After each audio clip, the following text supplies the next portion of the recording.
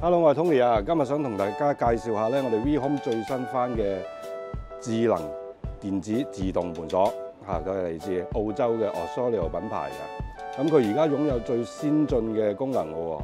咁啊，除咗佢有一般嘅人臉識別啦，咁啊人臉識別咧就 3D 人臉識別嚟㗎，你攞張相咧佢係開唔到鎖嘅。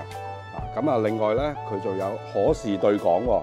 點樣可視對講咧？嗱，譬如有人嚟揾你，嚟你屋企揾你，咁啊撳門鐘啦，咁佢有門鐘嘅功能嘅。咁你撳門鐘嘅時候咧，咁個鎖馬上咧，嗱後邊你見到，即刻就會有一個視頻俾你睇到，門外邊咩人揾你㗎。咁而且咧喺你嘅手機咧，亦都會有通知嘅喎。嗱，咁佢呢一個咧，嗱。你可以揀聽電話啦，聽電話咁樣，咁啊即係話你可以隨時，你就算你唔喺屋企，你喺外面咧，你都會睇到有訪客嚟揾你，咁你亦都見到個視像嘅。咁你可以譬如你係自己親戚朋友啊，或者係送快遞，你想開門俾佢咧，只需要你一撳嗱，撳呢個開鎖，咁佢遠程咧就自動開咗鎖噶啦。咁人哋咁咧就會好方便，咁又唔使驚話有人送貨啊，開唔到門啊，一定要將自己留喺屋企啊。咁呢個係其中一個方便嘅功能啦。嗱，咁跟住啦，指紋啦，指紋識別啦，可以指紋開鎖啦。咁啊，跟住係呢個密碼開鎖啦，密碼開鎖係一般智能鎖都會有嘅。咁另外咧，佢亦都支援一個微信小程序開鎖嘅。咁微信小程序開鎖係咩意思咧？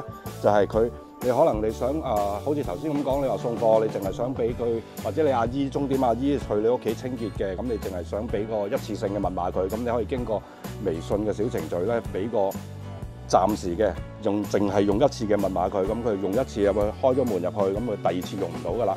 咁啊呢個係一次性嘅密碼。咁啊另外亦都有係呢個 NFC 嘅感應開卡開門呢個功能。咁呢個點解會用張卡咧？我又可以用人臉啦，又可以用指紋啊，點解用卡？因為好多時啲老人家或者係啲細路仔啊，佢哋指紋唔夠用，即係可能啲指紋淺咗啊，或者係冇咗指紋，有啲人中意咬手指啊、咬皮啊咁樣。咁就喺用唔到指紋嘅情況下，或者係用唔到人面識別嘅情況下咧，咁啊可以用張卡啦。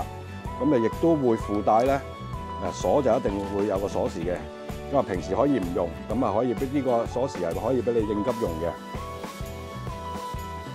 咁啊，除咗呢樣嘢之外咧，佢最先進咧就係有而家就係呢個叫掌靜脈嘅識別。咁啊，點樣為之掌靜脈咧？即係你個手掌你裏邊分佈咗嗰啲血管啊、靜脈啊，佢會記住嘅。咁你用呢一個咧就可以開門噶啦。咁啊，我同大家示範一下嗱，譬如我之前我識別咗我手掌嘅。我咁樣擺喺佢面前，你見到個綠燈，佢認到我手掌啦，咁就開門啦。咁嗰個安全性咧就好高嘅，同個指紋一樣，因為都係每個人嘅手掌都係獨一無二嘅。如果大家有興趣嘅話咧，可以落我哋 V Home 嘅門店咧，我哋會有職員幫你示範。